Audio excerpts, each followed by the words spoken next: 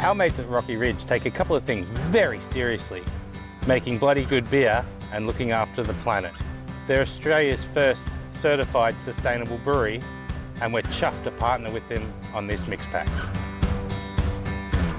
We use the best local produce, farmed in the best way with the least environmental impact. So pull up a pew and tuck into our classic pale ale. We brewed it 6 ways with the 6 different hops, so you can really see how each can shine.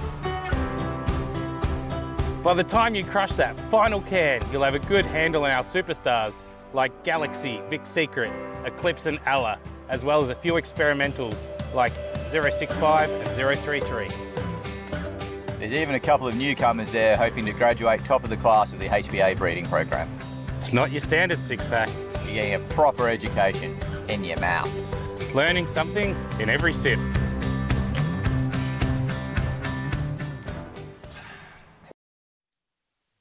Hello and welcome to our live stream. This is so exciting. We're going to drink 6 very different beers that are also very much the same. I'm Will, one of your hosts. I'm joined by James. James, welcome. Hello, thanks for having me, Will. That's all right. We're coming to you live from Humdinger Studios in Melbourne. Now, with the show, we're going to talk about the beers in a second, but we will be moving through them pretty quickly. So you might want to have a few glasses in front of you at home so you can sort of charge through them, maybe share them with some pals or anything like that. We really want the YouTube chat to be as active as possible. If you've got any thoughts about the beers, any tasting notes, any thoughts about the hops, anything like that, your favourite memory of Australia's hops, let us know. Some name suggestions for the as yet unnamed beers? Yeah, so we've got 2 hops that don't yet have a name. The hardest part of a hop, I think, is getting a name. I know it takes like 20 years to breed them, but I reckon the name is really the difficult point, right, Lindsay? Absolutely. Breeding, easy. So thanks, HPA. They've got some awesome merch packs to give away. I'm wearing a T-shirt right now. They do the greatest merch in the business. Thank God you decided to wear a T-shirt. And so, yeah, we've got packs to give away. Let us know what you think about the beers. Let us know your most creative tasting notes and names. Now, let's cut to one of our first guests. We thought he would be in Margaret River, but he's actually here with us in Melbourne. Ross Terlick, thank you for joining us. Cheers, Will. Very happy to be here. So Ross is head brewer of Rocky Ridge. Do you want to tell us a little bit maybe about these beers? And because we tried some of them the other day and they do seem quite different, but what's the go with the beers? Yeah, so basically Brad and OJ came to us late last year. So I said they came to us with the idea of doing a mixed 6-pack just using all of HPA hops. And we really just wanted to make sure we can make those hops totally shine. So we decided to go with a base beer, which is just really, really nice and light. So there's a bit of base malt, there's rolled oats, a little bit of chit, a little bit of wheat. Just really pale, 4.5%. I should know that better, but I'll say that. And it's just all about letting those hops shine.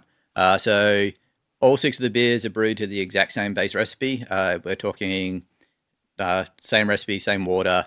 They're all single hop beers, so bittering editions. They've all had a 60-minute edition, a 30-minute edition, and a cool whirlpool edition. We've tailored those editions to be the same IBUs for each hop. Then there what's an IBU for someone listening? IBU is International Bitterness Unit. So 1 part per million isoalpha acid in solution is 1 IBU. It's probably more confusing now than when we just said IBU. I didn't know we needed a chemistry. But essentially, the higher the number, the more bitter it's going to be. Yeah. Yep. Okay. But there's also, then to confuse it even more, you've also got Rager or Tinseth. There's 2 different ways of measuring the IBUs. Let's just stop. We need that little bell. It's coming from hops. It's coming from hops. Yeah. So it's basically the measurement of the bitterness in the beer. And just out of interest, that you've made a million different beers at Rocky Ridge. Is this a base beer recipe you've used before, or was this and that you knew worked for sort of single hop expressions, or was it something you designed purely for this sort of experiment? Bit of both. Like we've used this sort of recipe quite often, because it's just lean, crisp, light, easy drinking. And the whole idea of this beer pack was to make the hops the heroes. So quite often, you would be trying to get a little bit more malt in there, get a bit more balance for the beer to come through. But this one, I was like, nah, fuck it, let's just bomb the hops. We're allowed to swear on this, right? Language warning. It's too late now. Just go. Well, I assume it's plus 18 because it's beer, right? Yeah, no, we're 18 plus on our. Yep. Yeah, so yeah, it's all about just making those hops a hero. So it's just as light a malt base possible, just to try to just enough there to carry the hops, so they don't go like too OTT, but also just nothing in the way. Yeah, a little interjection from Hop Products Australia head office. Hello out there. If you happen to take any happy snaps of you drinking the beers, don't forget to tag Crafty Pint, Rocky Ridge Brewing, and Hop Products Australia so we can share your photos with our followers. And here we go, Lindsay. Lindsay's already showing you how it's straight done. into it. And I reckon On brand. So Lindsy Greig, who's also with us. Oh no! Don't drop your beer. There's so many Y's underneath this. Hi. Hello. Lindsay, you're a certified Cicerone brewer and also now a hop trader. And I reckon you're Australia's foremost expert in Australian and American snacks and pairing them with beers. Thank you. That's kind of you to say. It's a fairly niche market. It's a very niche market. I like to think I'm the best beer writer out there. He's 173 centimeters tall, you know. Yeah, Specific. okay. Yeah. But in keeping with this castle theme and it's the vibe of it, the tastings and the pairings you've got for us, it's very much vibes based, right? It's very vibes based, yeah. So I've done, before I started working for HPA, I'm the New Zealand sales rep. Before I started working for them in a full-time capacity, I've been doing snack pairings for them since 2021. So this is my third mix pack that we've done, but there's also been featured beers and the Gab stuff. Snacks all day. For this one, because the beer is the same base malt, and we're trying to make the hops shine, you might not, for the brewers out there who are tasting these packs, if you kind of want to understand what it might be like, these hops expressing with some like roasted malts, then we have the dark chocolate there for you if you want to see what some lactic kind of sourness and creaminess is going to add to the hop profile. Then we have the goat's cheese for you. We also have, the wafer crackers. We have potato chips to add some salty umami. And then we also have the one snack to rule them all, Fight Me, which is hobnobs, not your grandma's biscuit. They're great. Mm-hmm. They're just a honey oat biscuit that I think personally they step in and kind of, there's a reason why New England IPAs are so popular because of the hop expression that comes from heavy oats, oat additions, and that rounded mouthfeel. And those biscuits can kind of step in and provide that. So you're saying if you were to try the one beer with each of these different snacks, it would give you an idea of how they could be changed with different additions to the recipe. Yeah. That was the vibe of it. It is so necessary. It is so Lindsay Greig. I love it. And Ricky, who are you and what are you doing here? And what's your favourite thing in the castle? Oh, that's a great question. I think there's a lot of great things in the castle. The first question I don't actually have the answer for, but it's good that it's based around the vibe of it because I'm just here to bring the vibes. We have, as of about a year ago, had a outpost here in Brunswick in Victoria. And yeah, just holding down Brunswick, trying to, spread the good word of Rocky Ridge. So it's an honor to be here. And yeah, I guess my favorite scene in the castle. I mean, the courtroom scene is iconic. Like the glass of water is like, it's iconic. There's so many good scenes, man. That's a really hard question to answer. Cool. Well, even though there's 5 of us here, unless that's not a guest, let's cut to the first beer in a second. We've got How's It Serenity and Vic's Secret. And here to tell us about Vic's Secret is none other than OJ himself.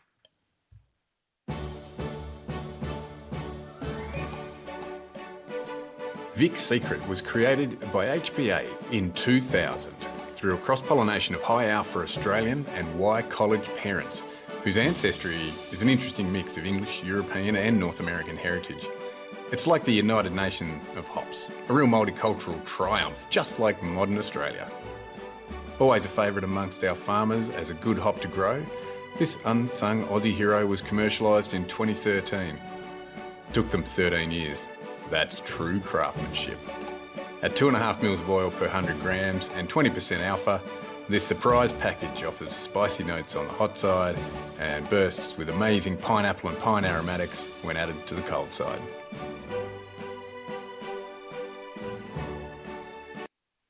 Thank you so much, OJ. I feel like he was in the room with us. Perfect. He has such a good voiceover voice. Like really just melodic. Yes. Now, Ross, do you want to tell us maybe a little bit about Vic's Secret and your relationship with it? So we actually use a lot of Vic's Secret at Rocky Ridge. It's the hero hop in our biggest selling beer, the Jing Dong Juicy. I like to use it in a lot of my limited releases as well. I think it plays great with other hops. it can carry beer on its own as well as a single hop. To be honest, when it first came out, I wasn't a huge fan. It used to have the tag of it of sweaty pineapple pants because it was just so dank. But it's really sort of grown into its own now, or it may just be I've got used to sweaty pineapple pants. I reckon there could be a band and their first single, "Sweaty Pineapple Pants" with "So Dank." Self-titled. I can see the video right now. Get out of my mind. Yeah, no, it's a great little hop. I know that brewers all over the world love to use it. For me, I really thought this was going to be my favourite beer of the series because I'm just a big fan of Vic Secret. Like I say, it's a great hop. It'd be great if it was like 8% alpha instead of 18, which just because then I could use more of it. But it's particularly in a cool whirlpool. I really like it, and just dry hopping, mid firm, end of firm. Yeah, just absolutely pops. Yeah, it comes across pretty punchy here, I reckon, as well. Like in terms of what it's throwing out of the beer. Yeah, it definitely pops. It's good. We were chatting beforehand as well. So a bit of a backstory before this beer, this hop was named. It was an experimental hop variety. It was used by Bridge Road in the first ever Harvest Ale, which they've now done 16 or 17 of. And when I had a taste, that Harvest Ale must have been a very simple malt base. It was back in 2009, but bizarrely, maybe says more about my brain than anything else. When I had this reminds me of the first Bridge Road Harvest Ale. So I've checked in with Ben, and this was the hop then. And I believe HPA in two minds as to whether to keep it on, but that was one of the beers that showed them the potential of that beer against that real pale background. Double check with Ben beforehand, and it definitely was that hop. So it's we know it's been around for maybe 16, 17 years now in beers, and it is one that's one of those that has become a bit of a global hit, I guess, for HPA. I think also, probably what ties into your memory of it as a fresh hop, wet hop beer. Obviously, these are 2025 pallets, so they're as fresh. We got them as fresh as they're going to be. So it's going to be absolutely popping, just really, really punching through. Actually, all the hops this year, it was great to get all super fresh, but they're all pretty fucking banging. They're all really good. Lindsay, in terms of things you like to pair Vic Secret with, and this beer in particular, anything spring to mind? Yeah, well, with Vic's Secret, something I love about this hop is just that it does give you a lot of the piney kind of characters, right? It gives you that pine bitterness. It is super high alpha. There's some undertones of fruit in there. I think in the right blends, you can actually pull more pineapple out. For me, I actually really like it a lot with the goat's cheese. The goat's cheese has just a little bit of funk, acidity, and creaminess in the mouthfeel to kind of add to that. I also like it with the dark chocolate, which is bitter on bitter, but I think that combination of bitter and bitter makes the pineapple come through just a little bit more. It is a 70% dark chocolate that I recommended with everything, but I'm starting to think maybe a lower than 70 would even be good to add just a little bit softer palate there. But yeah, and also the hobnob stuff, because one snack to rule them all. We're going to keep coming back to the hobs. I mean, the hobnobs go great with everything. I can't even say hobnob. Anything going on in the comments there, James? Any thoughts out there in YouTube comment land? Yes. Swap Lindsay and Ricky's names around on the titles. It's easy. I'm Lindsay now. I'm Ricky now. I can't. Nope. Okay. But, Oliver is drinking a Tell Him He's Dreaming in Sydney. And also Matthew Spencer's nice bit of hop burn from the Vic Secret, I guess, with a bit of lean base beer, and you've added so much hops you'd expect, pretty intense experience from the hops with these beers. Yeah, we went, it's 30 grams per litre dry hop across two dry hops. So 15 grams per litre starter ferment, and then 15 grams per litre end of ferment. Basically 15 grams per litre at the starter ferment, let it firm out, crash to 14 degrees, 48 hours on the hops with another 15 grams per litre, and then run through the centrifuge. So all of these beers have, as we were saying earlier, they're all the same recipe. So they all had the same ferment time. I'll admit there's different generations of yeast, but it's all USO5. They're all between 3rd and 5th gen. And then they all had the same amount of time on the hops, and they all got run through the centrifuge at the same settings. So we just tried to keep it all as similar as we possibly could, all carbonated to the same point. So it's actually a really interesting thing for us was the fact that the base beer is so the same. So the difference we're seeing in perceived bitterness across the range is coming from the dry hop, and also the difference in haze is like some of the hops threw more haze than the other ones did too. Yeah, so it's not just how the aromas and flavors and bitterness that are going to be different, but a whole other range of, I guess, aspects of each hop will come across different as well. Yeah, I mean, each hop's going obviously, apart from having different alphas and betas, there's also going to be different levels of myrcene, humulene, linalool, geraniol. So yeah, they all behave differently. Those complex names I can never spell properly.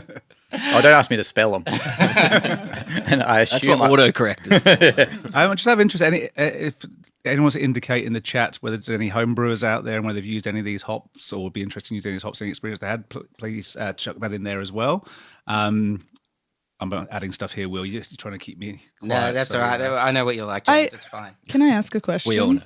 Yes? Can I ask Ross a question? What do you like to use Vic Secret in combination with? Or like, because you said this is one of your favorite hops, right? Yeah. So other styles that you might think I really did get in hazies. Yeah. I think it's the best Aussie hop for a hazy beer. We used it Hobnobs, in try it Control out. C, Control V, right? Yeah, Control C, Control V. Yeah. So Ricky and I had a joke a while ago that we were making so many hazy beers and it was just like copy paste. So we're like, fuck it, let's make a beer called Control C, Control V. But we just use Citra and Vic Secret. Yeah. And also Citra and Vic Secret is a great combo. It's a really good combination. Yeah. Vic Secret just plays well with other hops. Yeah. It goes great with a lot of American hops, so it goes great with Citra, it goes great with Mosaic, goes great with Strata. It's happy with Kiwi hops as well, like Nelson Sav and Vic Secret is a great combo. Yeah. It's just a versatile hop. Plays well with others. Yep, one hop to rule them all. Like the hobnob. Yeah. Cool. Well, from a much loved Australian hop, I think we're going to dive in a second into some more experimental varieties. So this is one of those ones that doesn't have a name. So remember, if you name it, I don't know if I'm allowed to say this, but HPA, they'll take it. They'll happily take it if the best name, I think. Is that true? We'll find out. They'll correct us. It's In like- the it's like comments. Just call it Hobnob, and then everyone wins. I think there's a standard like 25% lifetime commission or something you get on if you name a hop. In hops, though, not in money. Yeah. Better be a home brewer or a pro brewer. So HPA 065, and let's hear OJ explain the breeding program to us and this hop.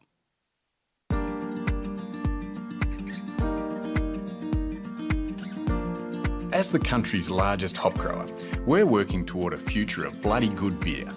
Since the 50s, we've been breeding fair dinkum hops for brewers here, there and everywhere, including Galaxy, Vic Secret, Eclipse, Ella, Enigma and Topaz.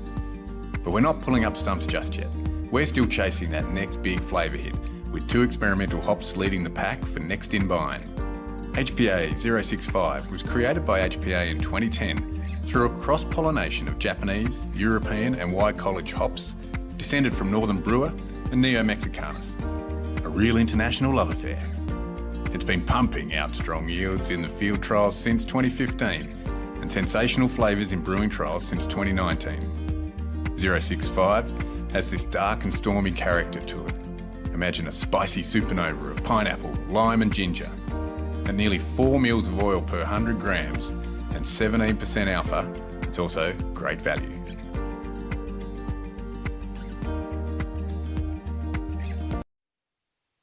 Okay, Ross, we're back. From a hop that you've used all the time to this one, have you ever brewed with 065 before? In a word, no. We actually, I sort of kind of maybe gnawed it, but not really. So the crew from HPA were kind enough to hook us up with some wet hop 065 that we did. So we did a batch of that at Brunswick, but obviously I'm in WA, so I'd never actually got to try that beer. It was delicious. You're also a head brewer, so I imagine you're spending most of the time just on the laptop. Yeah, I fucking hate being on the laptop too. So it's been really good actually. I'm more on the tools these days, but that just makes me smile more. So I'm less grumpy old brewer and more tired old brewer. But that's a better place to be. Still grumpy old packaging. Oh, very grumpy old packaging guy. But anyway. So how do you know how to use it? Like, Basically, obviously the crew at HPA sent us through the CI on it. So we knew what oils were in there, we knew what the alphas were, knew what the bitter acids were, and just sort of went from there. I quite like it. I think this is one which will lend itself more into like a West Coast because it's got that resinous undertone to it. It could also work really well, I think, in like an English IPA because it has got that little bit of sort of earthy, woody note coming through as well, which would be really lend itself well into an English IPA. Which, if you like English IPAs, they're fantastic beers. If you like selling beer, you don't brew a lot of them. True. Unfortunately, There's a shift back towards classic styles. It is true, very much so. But no, I really dig it. I think it's got that bitterness, it's got that resinous note to it. So I think it's one which would pair really well if you were to throw again and go well with Vic Secret, or with something with a really fruity high note to it. So be that a Mosaic or a Citra, and it will just give you that nice resinous undercurrent. So it's got a fruitiness to it, but it's kind of a herbaceous sort of fruitiness, I find as well. Yeah, like a darker IPA would be really cool. Yeah, go well in a black IPA. Absolutely. And Kay Tufsky, which I'm assuming is their real name, says thinking Thai green curry to pair with this. What do you think, Lindsay? Yeah. Yeah. With as long as you got some hobnobs. As long as there's hobnobs there. I was going to say as well, I think like something I'm really stuck in my brain on this hop is I think it'll go really well.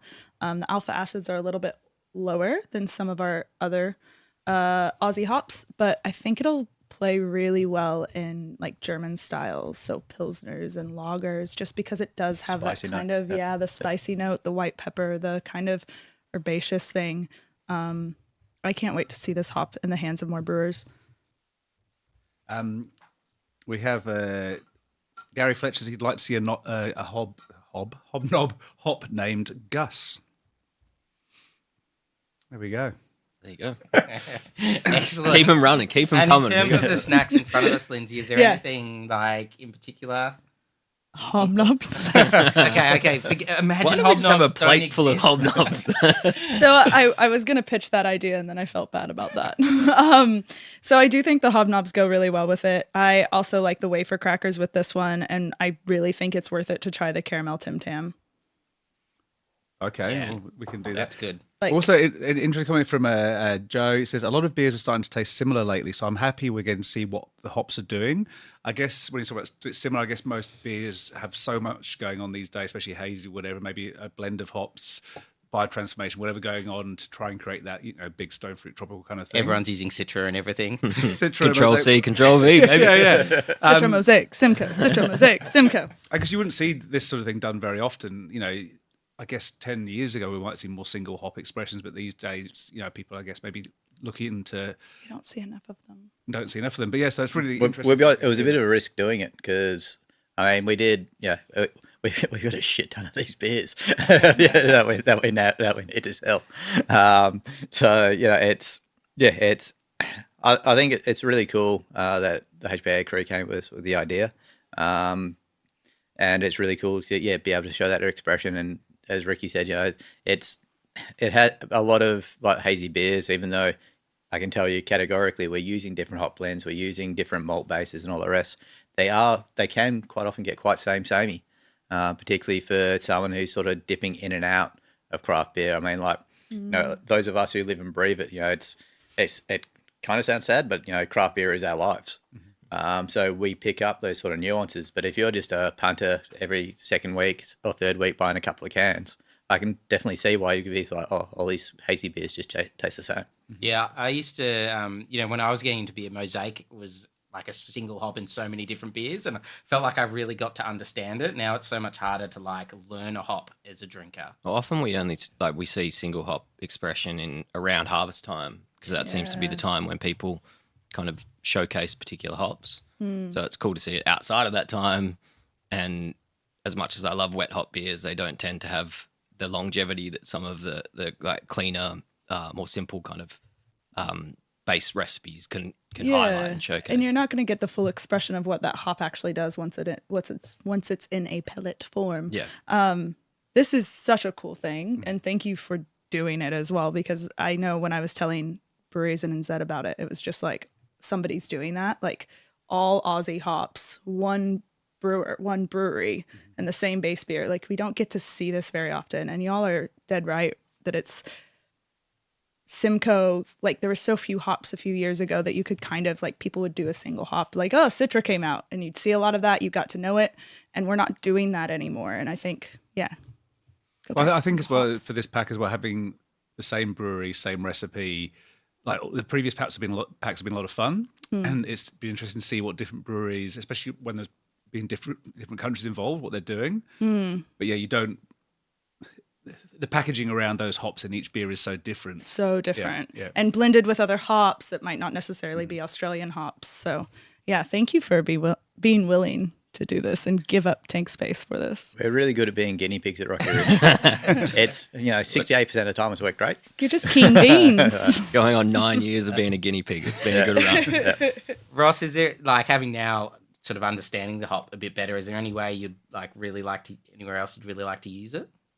Like I say, I think it's one which will go really well, as say, in a black IPA. I think it's actually one which I think would lean itself better almost into sort of hot side additions, but in your sort of like your 30 to 15 minutes, just to really lean into that sort of spicy resinous note that it's got. And then as a supporter in a dry hop as well. But yeah, I tried to push this to brew a black IPA the other day and got shot down. But I'll keep pushing. Cascadian Dark Ale. Because my black IPAs generally don't end up black, so it's much safer to call it a Cascadian Dark Ale. Another one that doesn't sell? Yeah. No, they sell all right. Well, you get a lot of dark beer weather over here in Melbourne, not so much in WA. That's probably a fair point to address. But yeah, I mean, a good Cascadian Dark Ale is a thing of beauty. Not that I always do them, but we've made some pretty good ones. Yeah, damn right. I reckon that Stinky Pineapple Pants difficult second album. Do we have any hop names in the? The homebrew network. I'd like to see HPA 065 be called Barry. I should find out why, but we go with Barry. We got Gus. We got Gus and Barry. There's iconic names. Gus has become Gustavo now, so Gustavo or Barry. But I have to say, I mean, you can see why this hop has made it so far down the selection process. Like you can see there's a lot in there to enjoy, and it's not just in the selection process, not yet named, but now it's here in cans as well. Like you can see there's a lot to like about it. The ginger has also lifted a lot more once it's had time to settle into the beer. On the hop rub of this, it was really quite earthy. It really reminded me of like a Fuggles or something like that, doing the hop rub. But yeah, in the beer it's certainly a lot more lifted. Follow up, why Barry is better than Kevin, but also how about taking a session from Dennis Danuto? How's F3 error for a hop name? Oh, that's not bad. That's good. Yeah. What the fuck? I pressed that. That's Cool. Well, we might have to keep the show on the road. May I just say, Will, why don't we drink beer more often when we do our weekly podcast? This is much more fun than just our normal show. So moving on to the beer, straight to the pool room, which is going to feature HPA 033, which is a number that's been around for a long time. I reckon I've seen that pop up. Numbers have been around for a very long time, Will. They've been 33 for a long time. But I feel like I've seen it pop up a lot. So maybe, OJ, what do you got to say about that one?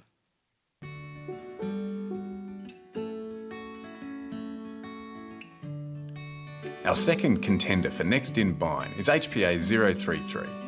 It was created by HPA in 2003 through a cross-pollination of high-yielding, high-alpha Australian hops with Liberty, a USDA breeding program aroma hop.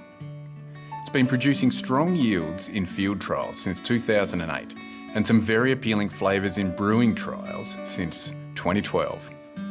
At 2.5 mils of oil per 100 grams and 14% alpha, 033 creates some beautifully balanced beers bursting with mango, blackberry, grapefruit and orange.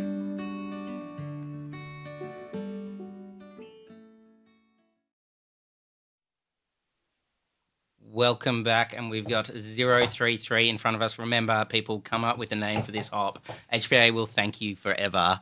And Ross, have you had much experience with this one? Again, no. 0. That's for the crew in Brunswick. Yep. No, we didn't even get to try this one in Brunswick. So yeah, this was literally our first time trying it. So, I mean, again, the reason why we went for this base beer was just knowing that it was just going to let the hop sit on top. So you'd be able to see 100% what the hop was going to do. There's also, you speak to a lot of brewers and say with the Aussie hops, you've got to like sort of use a gentle hand with them. You don't want to go over the top too much. A Rocky Ridge, we don't believe in that. Hence the 30 grams per litre dry hop. I'll be honest, originally when I wrote the recipes, I was going about 15. Hamish came in and looked at the recipe and was like, what the fuck are you doing, man? Double it. He does have very big hands. They are heavy hands, like pure size of them. Yeah. So I was like, oh, well, you're the boss. So yeah, so he just upped it a bit just to like really let it pop. This is another one. It's, as I was saying earlier, it's interesting for myself. Even basically, I canned all of these beers, but I haven't actually tried most of them since the canning day. So they've actually really settled into the beers now. So yeah, this is. I can see this really one good. selling well. This to me, it's like New World hop sort of encapsulated, isn't it? It's kind of like all the parts that you want from a hazy beer. It's pulling out mango, but also berry and some really interesting flavors. Lindsay, you're vehemently agreeing there. I was lucky enough that I hadn't had much of this until I first had this beer, and then recently I've had a couple of other beers with 033 in it.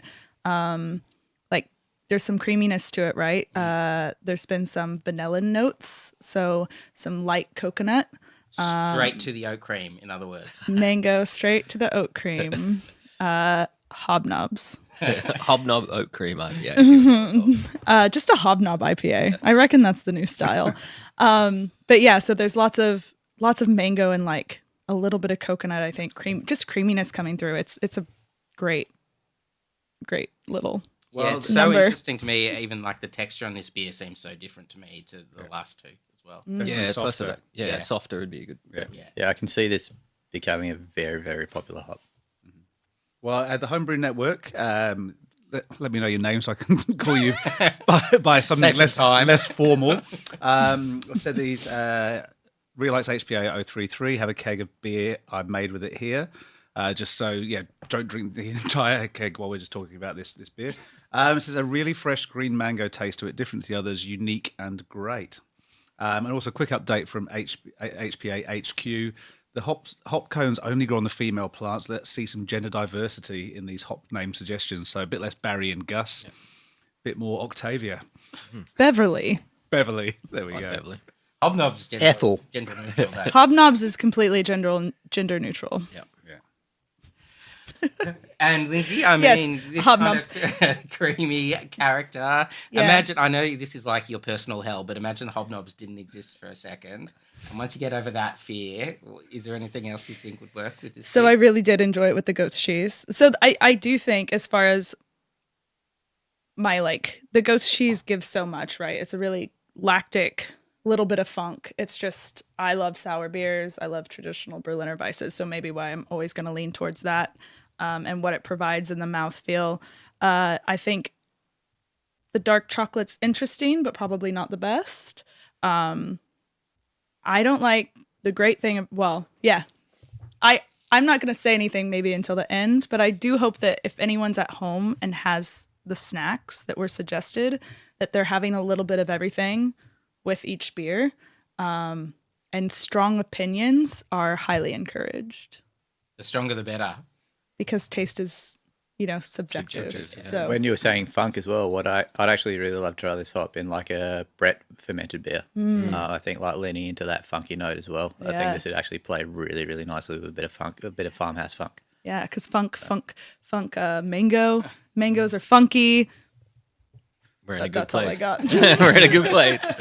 Ross, and when you're saying, this hop's going to be popular, is that something when you try the beer, you've said that just now, that came to you this second, or, can you like have a pellet and crush it between your hands and that kind of thing and be like, no, this seems I'll be honest, interesting to me. On the hop rub, I didn't love this hop. Yeah, there you go. It was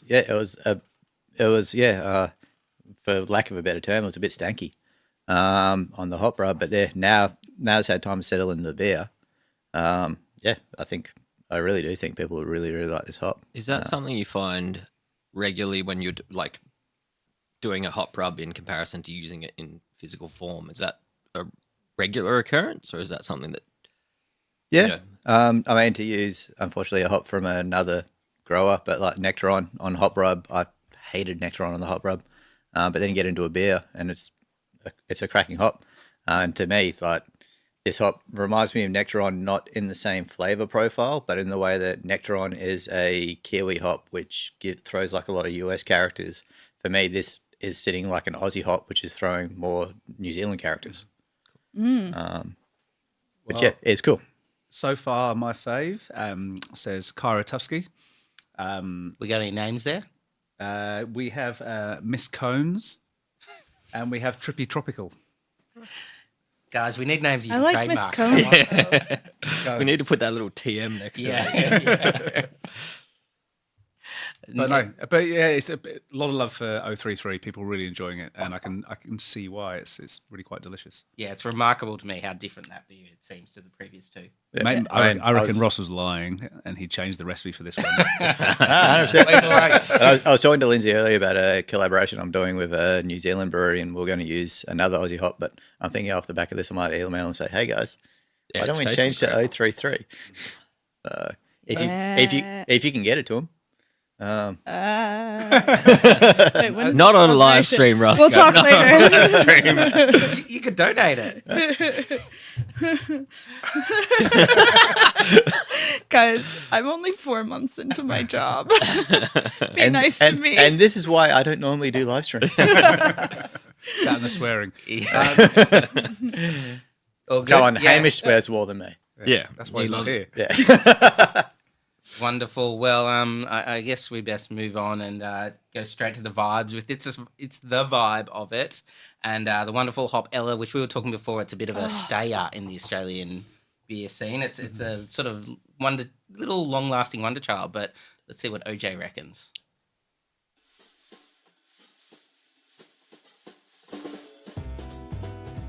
Ella was created by HPA in 2001 through a cross-pollination of high alpha Australian and Spalt hops, making it the closest locally grown substitute for European hops.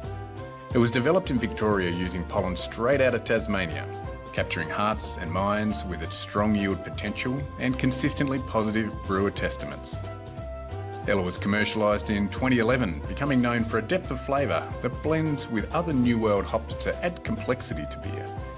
At 2.5 mils of oil per 100 grams and 17% alpha, you can chuck it in the hot side for just the right amount of floral and spice, or really give it some during that dry hop for tropical and grapefruit flavours that'll balance heavier malt bills and strong yeast characters.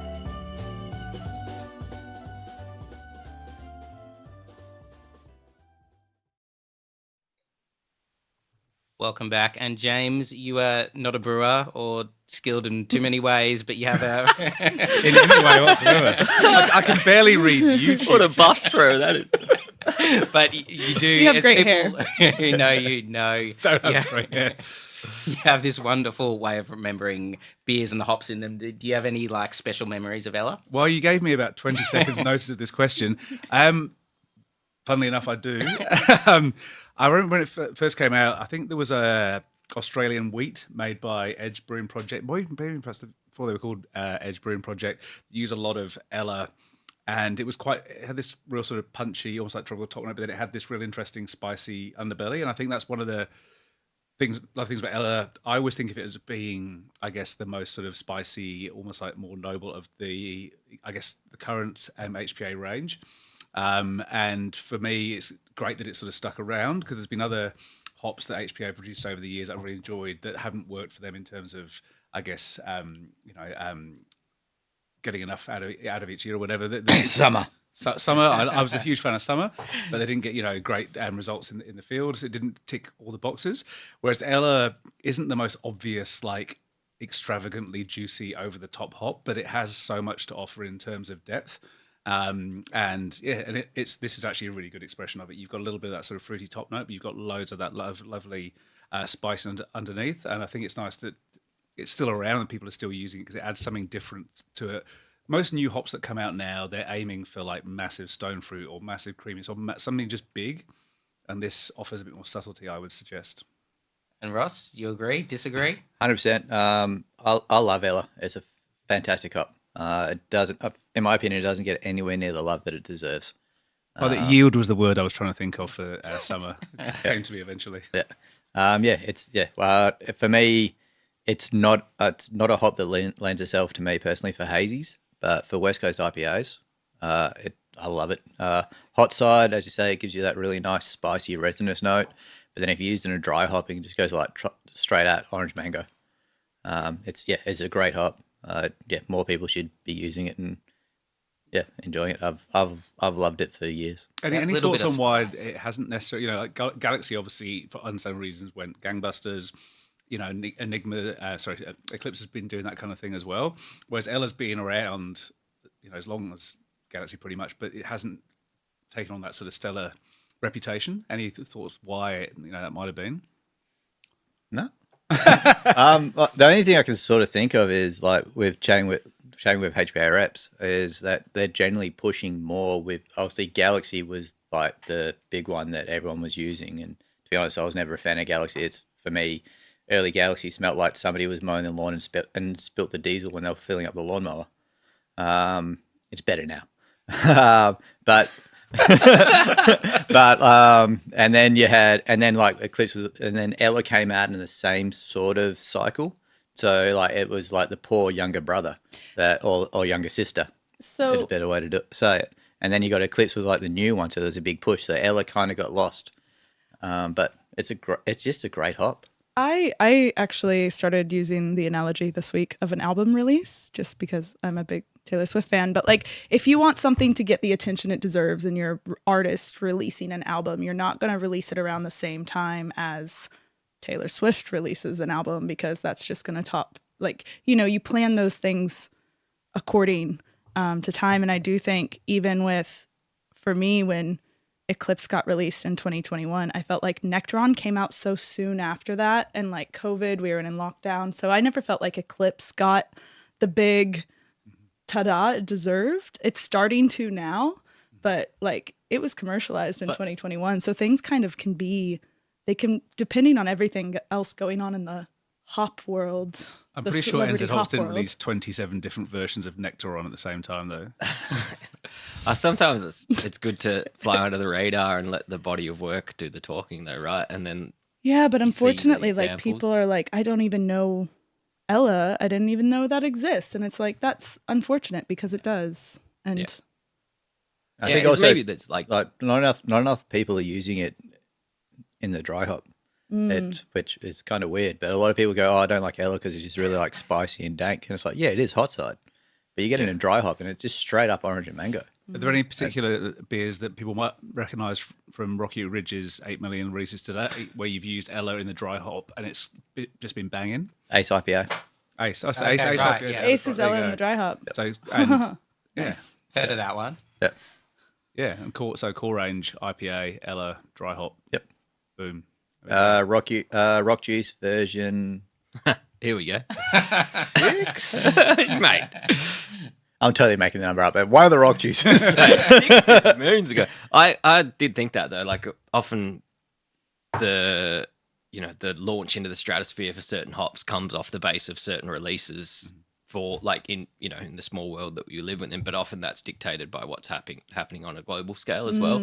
And Galaxy was such a huge, flagship hop. Draftdale did it well. Pacific Ale, Draftdale at the time. Yeah. That if that hadn't happened, if those two things hadn't happened together, I doubt Galaxy would be where it is and Stone and Wood wouldn't be where they are. It was that coming together of two. And then that's the reason why Galaxy's has been so sought after on a global scale for so long, because of certain beers have really showcased it really well. So maybe it just takes one certain release, but the landscape's different now as it was around that time. Just jumping back to a name for O33.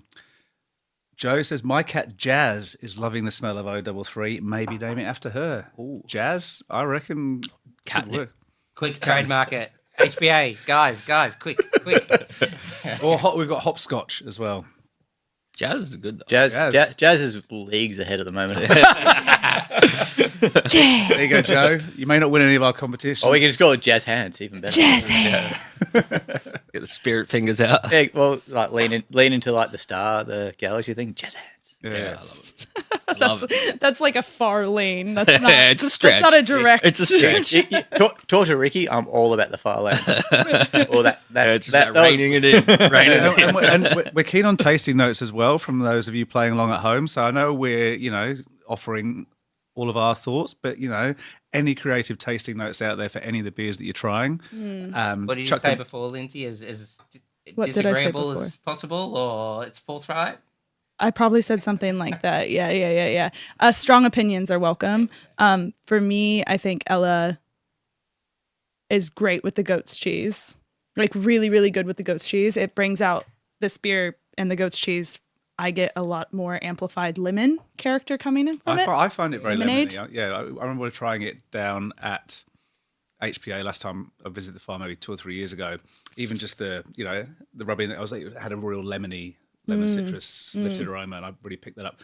Maybe that's why the yellow can, makes sense.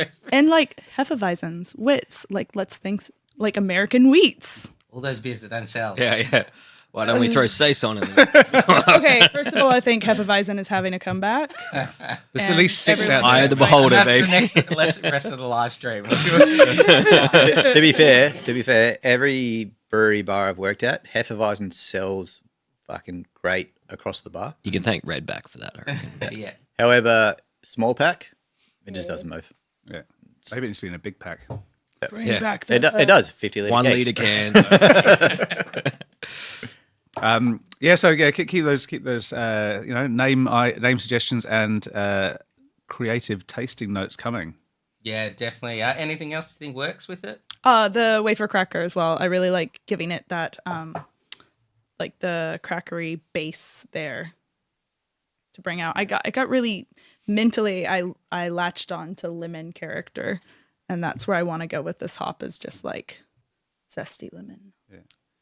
Now, Ricky, as sort of the vibe at vibe guy. Rocky Ridge, Yeah. and now you have like a mixed pack name. It's the vibe of it. Can you tell us a bit about the I guess the theme for the pack as well, which is pretty iconic.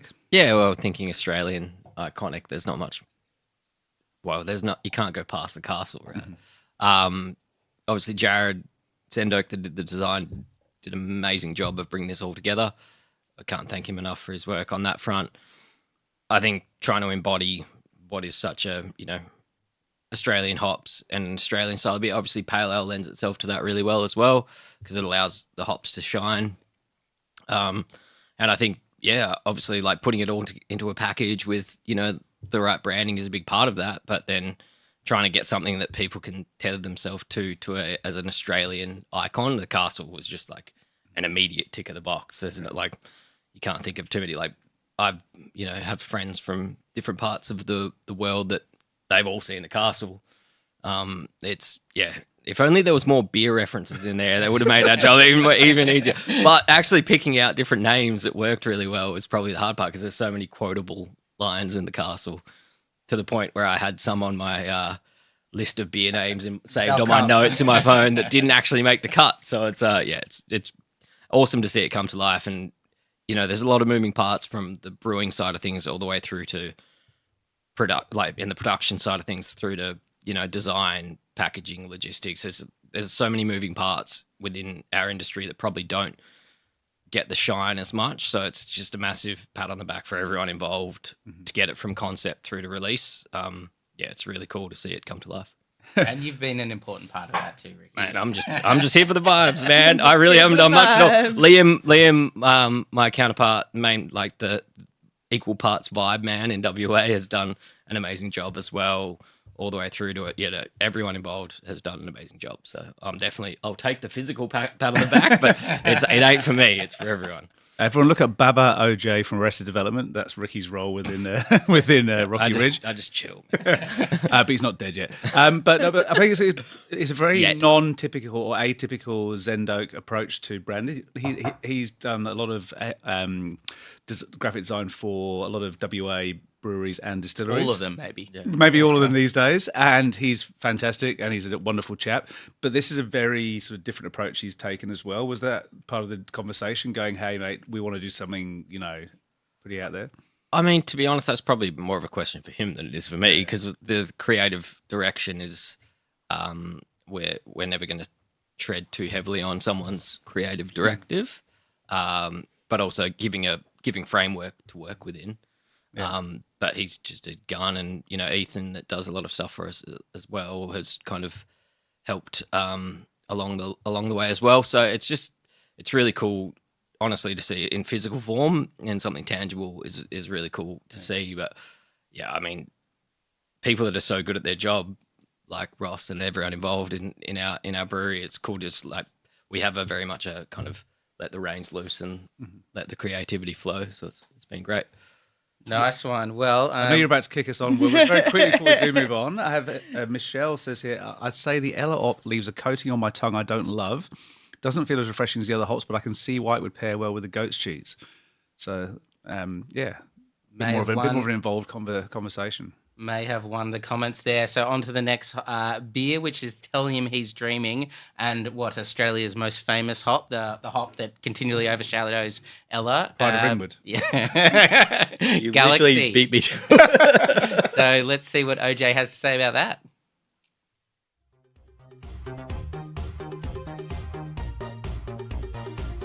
Galaxy was created by HPA in 1994 through a cross-pollination of high alpha Australian and pearly parents. It took us until 2009 to commercialise it. Now that's what I call patience. That same year, Stone & Wood launched a little beer called Pacific Ale that really showed what Galaxy could do, and it went on to become an integral part of Australian craft brewing. This also marked the beginning of HPA's shift from growing 100% alpha hops to 100% flavour hops that are well known for being oil content monsters. Galaxy is no exception, with 3 mils of oil per 100 grams and 15 to 20% alpha.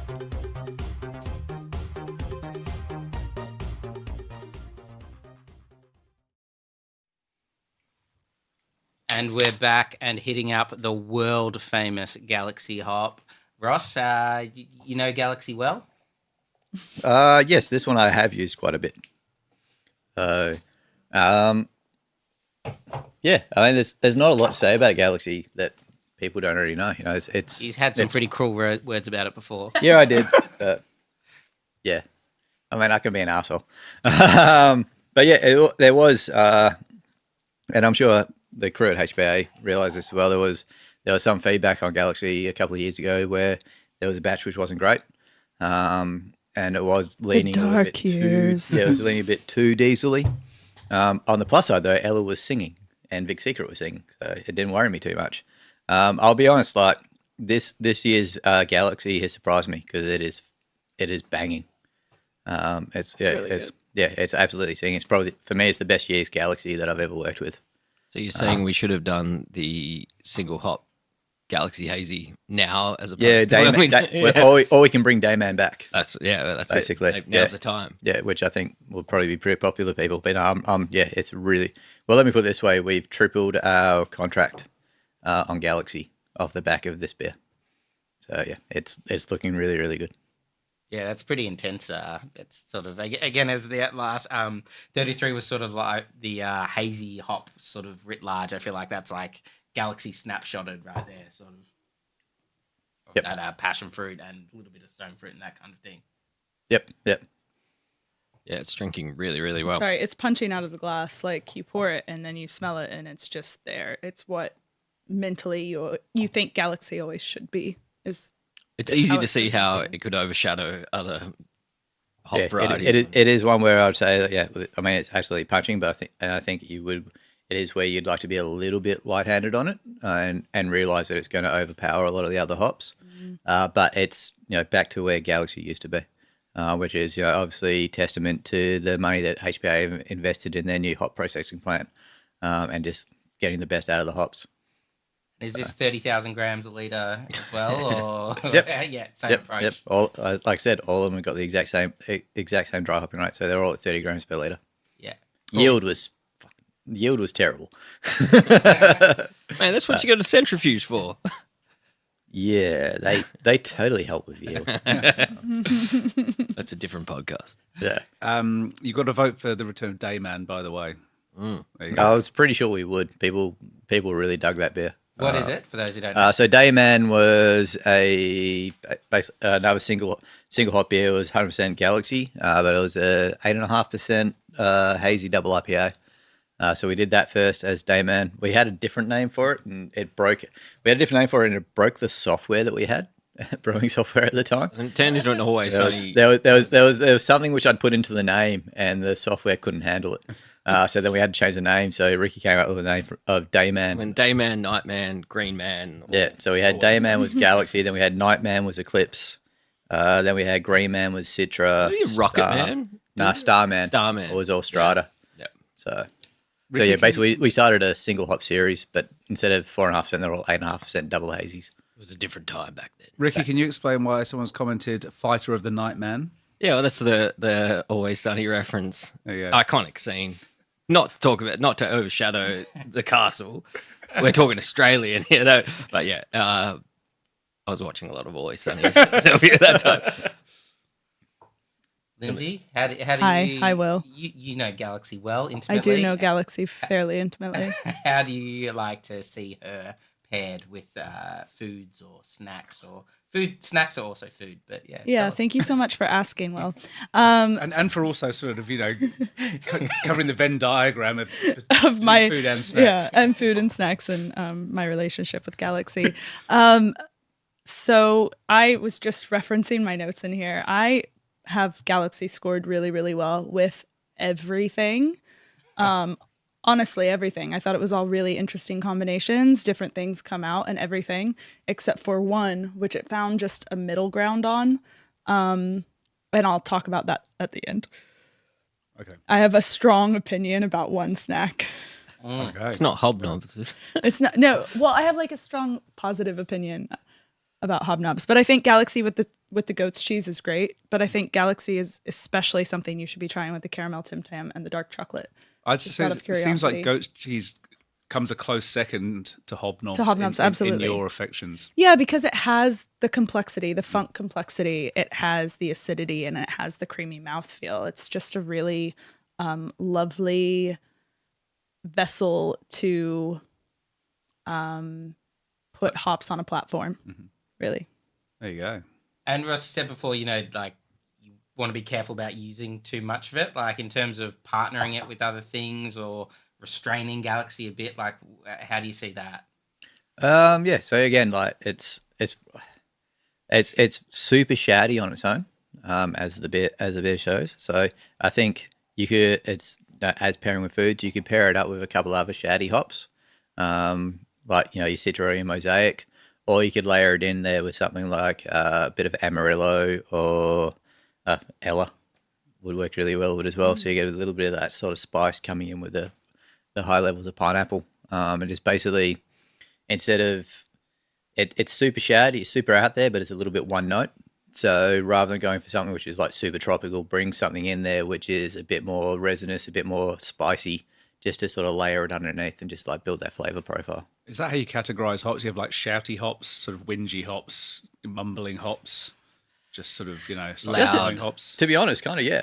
The silent killers, Yeah. the lurkers, The workhorse. Yeah. But yeah, definitely for myself, I'll have shouty hops, I'll have supporting hops, I'll have like bass hops and Drumming hops. yeah. Yeah. But yeah, and Galaxy is definitely a shouty. And I'll pair a shouty hop with like 2 supporting hops, and then just for me, it's just about trying to layer flavors, so that for me, I hate what I call donut beers, where you'll drink the beer and you'll have this massive top note which is hit you really hard, and then you'll have a bitterness to finish, and then in the middle there's just a hole, so it's just like a donut. So you need to have something in the middle there to give you that bitterness, give you that extra layer of flavor, just to carry the rest of the beer through. Cool. James, what's your relationship with Galaxy? Well, I remember the first time I would have had a Galaxy beer would have been before it was in pack ale, before it was called Pacific Ale. It's a keg-only draft ale. Yeah. Right? Friend of mine, Tom Delmont, who people might know, he was then at Mountain Goat, then Fixation. He said, "You've got to come to my local pub in North Melbourne and try this beer. It's bloody amazing." And it was Townie? no, it was the Old Courthouse Hotel, yeah. and he goes, "You got to have this. You got to have this. You got to have this beer." Maybe 2009, 2008, whatever. And it was just this a pot of this hazy thing that was delicious. But then I remember going up to Stone and Wood not long after that, and they were this sort of entity that was growing really fast on the back of this beer. And going into this shed, a large shed with a few tanks or whatever, and they just put their first packaging line in when it was packaging draft ale, which everyone kind of does now. It seems a bit weird. It's called draft ale. It's been packaged, and the thing they had to wash the bottles as it came off the line was a garden hose that they poked some holes in, tied to a tap. And it was like, oh my God, so this is like the brewery that's like changing the face of Australian hops and craft beer. And they still have this like green hose just like some cable tied up across the end of their bottling line, spraying water gently across the bottles. I'm like, that's really quite fantastic. Kind of still embodies what it's all about in a roundabout way. Yeah, and they could afford a hose. And it would have changed so fast in the year or 2 years after that, but that's how fast this industry has come, and you think now, even look at Galaxy is now this global thing. That was only 15, 16 years ago that was happening. And here we are now sat with these beautifully presented 6 cans in a studio doing this live stream, and more hops coming through. Like it's pretty remarkable when you take a step back and look at it, where we've come from, 100%. My first experience with Galaxy in 2014, 2015, I was working at a brewery in New Orleans called NOLA, and we had a barrel fermented Brett beer that was dry hopped with Galaxy, and it won The glory days. silver or bronze at the World Beer Cup that year. Amazing. Sauvage, I believe. I reckon that would have paired really well with the goat's cheese as It well. would pair so good with goat's cheese. That hobnobs. Yeah, hobnobs and goat's cheese.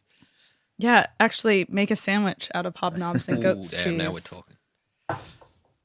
But yeah, Do you remember like? I just stood remember- out to you, or what's it stood out, and it was the same. It was around the same time where I got introduced to Nelson Sauvin, right, where these hops were coming into the U.S. that you hadn't really seen a lot of. We were just about to go into like hazy territory, so those really aromatic, punchy hops were starting to come into play, and yeah, just remembering.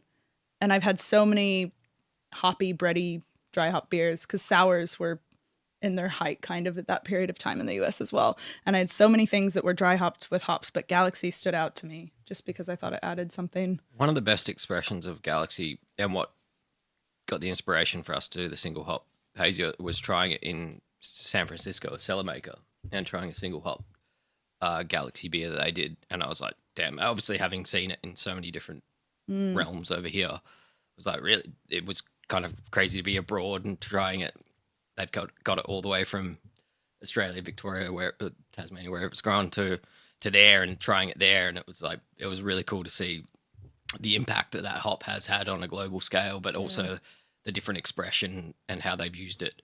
And they use it in different ways yeah. than Australian brewers use it, right? Yeah. But I think it has a similar thing, like going back to the UK fairly regularly to go and visit family, and either going to a small brewery or like a beer festival, and finding people with like a single hop cask ale with an Australian hop in there, in a live real ale, in a different way, but still getting often get the same beautiful aromatics, but just in a very more rounded, Different application. sort of way. Yeah, it's pretty cool. It was kind of like, oh, this is what I'm writing about in Australia.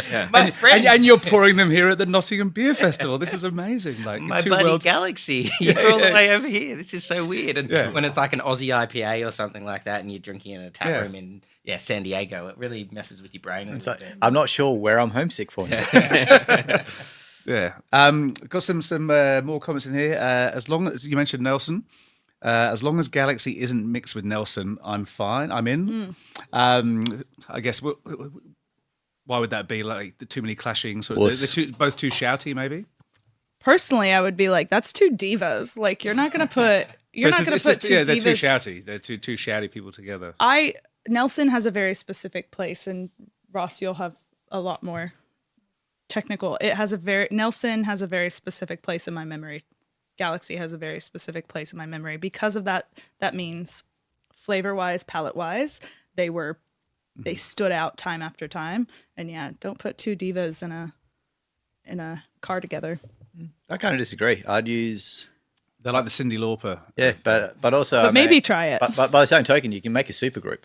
Oh, damn. Oh, Yeah, but it takes someone orchestrating some stuff. Yeah, at that point. yeah. Well, that's the brewer's job. That's your right? job. Right? yeah, I'd love to try it. I'd be more like Nelson in like a cool whirlpool and get the more sort of winey notes of the Nelson coming through, and then Galaxy in the dry hop and getting the fruity notes. then have the two of them complement each other. But So you haven't Cara done it yet. Tusky, if you'll allow them to use Actually, the I name, have. Rocky Ridge. Okay, never mind. So you have. Cool. If you grant them use of the name Kyra, we could do the Tufsky Galaxy Nelson Sauvin Diva supergroup. Anyway, Will, we need to. Yeah, well, I mean, we're up to the final beer. So here we are. And from Galaxy to, I guess, I don't know, Eclipse, I feel like, because it's the new cool kid on the block. They're holding it up and everything. Dale dug a hole, which is actually my personal favourite part from the castle. So let's hear what OJ reckons about Eclipse, the new kid.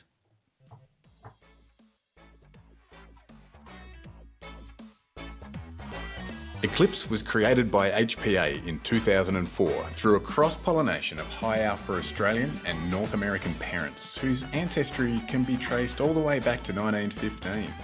The family tree features Fuggles, Brewer's Gold, Comet and Pride of Ringwood. When Dr. Simon Witter took over HPA's breeding program in 2007, he began sorting through our experimental varieties in search of lupulin gold and saw real value in Eclipse, particularly when brewing trials began.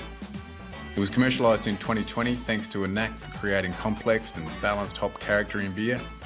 Plus, at 2.5 to 3 mils of oil per 100 grams and 18% alpha, it's also great bang for your bucks.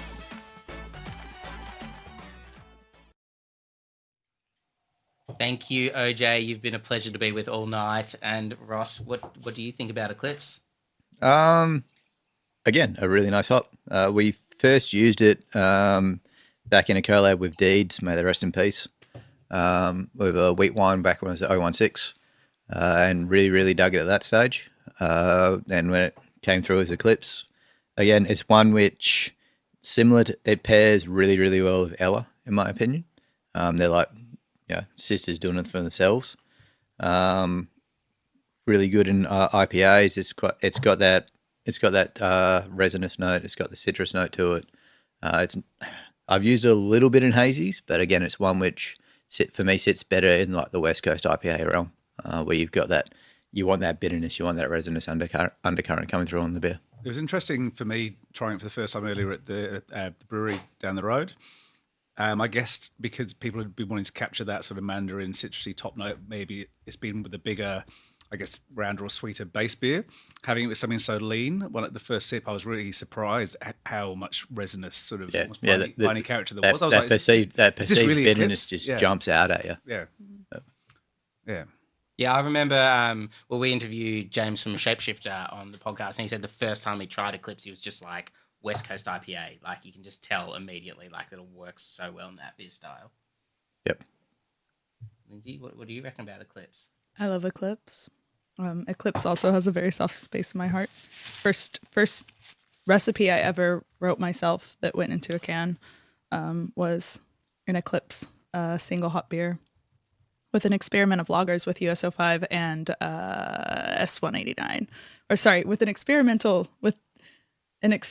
yeasts with USO5 and S189. And I really like Eclipse. I like the mandarin pine, the American leaning character with that bright mandarin citrus, sometimes pithy. It can go like Cara orange pithy, which I really love.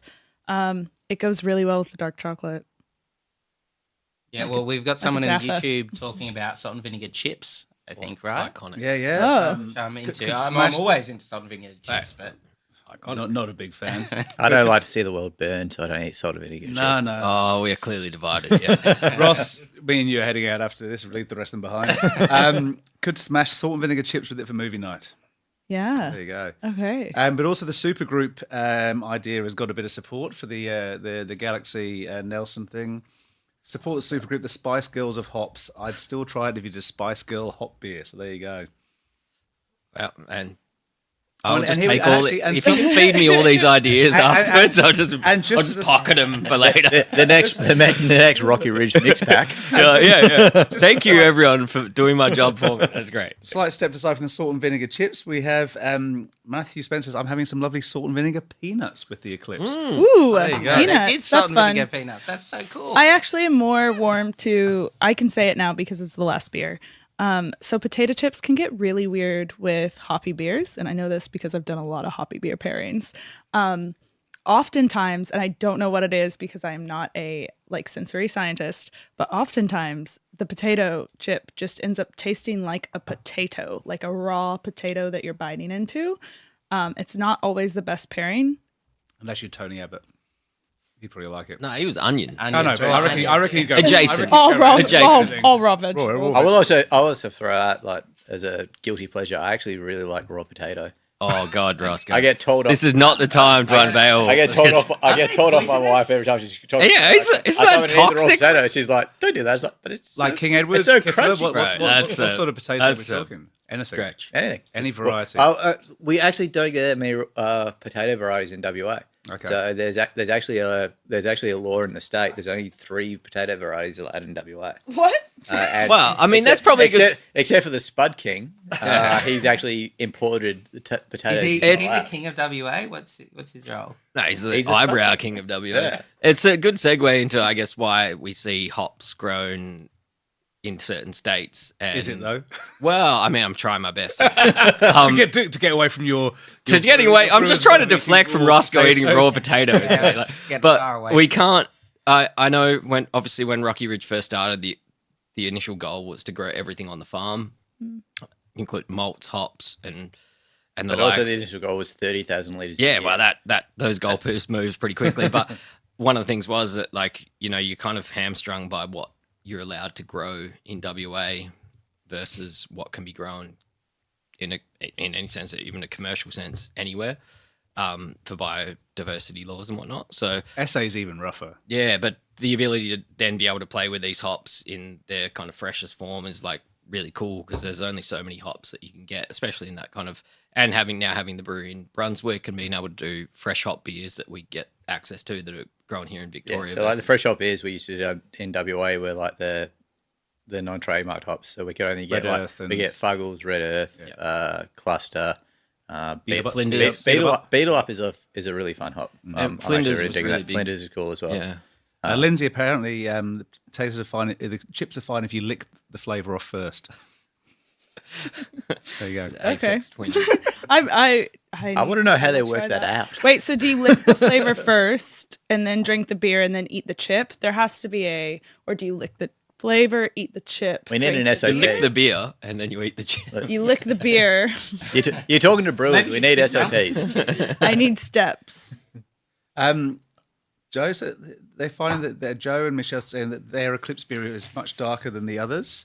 I suppose It does actually. I mean, compared to the last one, Yeah. it does look a little bit darker, but not ultra dark. And is that just down to the way that this particular hop and some of the oils, whatever, react with the yeast or with the malt or? Yes. That's pretty much all I can say to that. Oh, Yeah, it is a bit darker. Yeah, significantly. Yeah. As long as the guys didn't mess up and mill in the wrong base malt. Nah, I'm going to claim that. That's got to be what you were talking about earlier with the haze component. Yeah. As I said, like the different oil components of the different hops.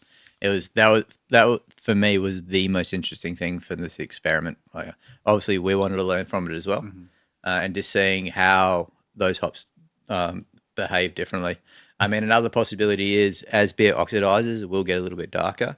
So it could be, and not throwing shade to HPA, but maybe there's a little bit more oxygen, like sort of entrained into the pellets of the Eclipse, and that will naturally make the beer go a little bit darker because obviously when you dry hop, whatever's in those pellets will go into the beer.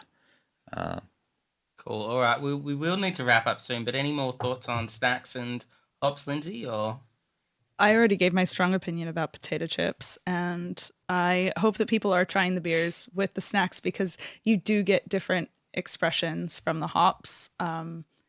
It can really amplify the experience, and I think it's a really good way to understand our Aussie hops. even if it doesn't work out, at least you've got a nice beer and a nice snack. But you're also but you're also learning, right? winning You're at like, life. why doesn't this work out? I think finding things that don't work, that are actually where you have a little bit of this and a little bit of that, and you're like, oh no, that tells you, oh, maybe I should be a little bit more thoughtful when I go to order a meal with my beer. Yeah. I found the greatest beer and food pairing I ever had many years ago was a Good Beer Week event, and it was actually a beer versus wine thing at Villabon, and we had Brooklyn on one side and a winemaker on the other. 10 Minutes by Tractor. Martin, not meaning to disparage you that way. And this one course came out, and it was like there's onions and bone marrow done 3 ways or whatever. With it was some sort of spiced wheat beer that they brought from Brooklyn, and it had this. They're never going to work, and it's just not going to. And then you put them both in your mouth, and it was just like the most sensational new flavour that neither of them actually had that to it. So unless you actually play around and try these things, you're not going to know what's going to work or what's potentially going to be awful. Yeah. You know? And sometimes you have a beer and you're like, oh, I don't like that. But it's like, what were you eating with it? What was around you at that time? Yeah. What had you just eaten? Before we wrap up, we did promise prizes, and HPA are going to give away some merch packs. So the winners we've got in front of us are Matthew Spencer for his name, Tenenet. I think that's right. Tenenet, who is the Egyptian god of brewing, and also a palindrome. That's a great name for a hop, I think. Can't believe it hasn't been used before. And Corns JD, Jazz. AKA Joe. Also known as Joe. There you go. Jazz. People just love Jazz. They love Jazz the cat. They love Jazz the hop name. Love Jazz the music. Yeah, love the music, Jazz. We're gonna love Jazz hands. Yeah, we love spirit fingers around. Who doesn't It's love the best way to Jazz? start a fight.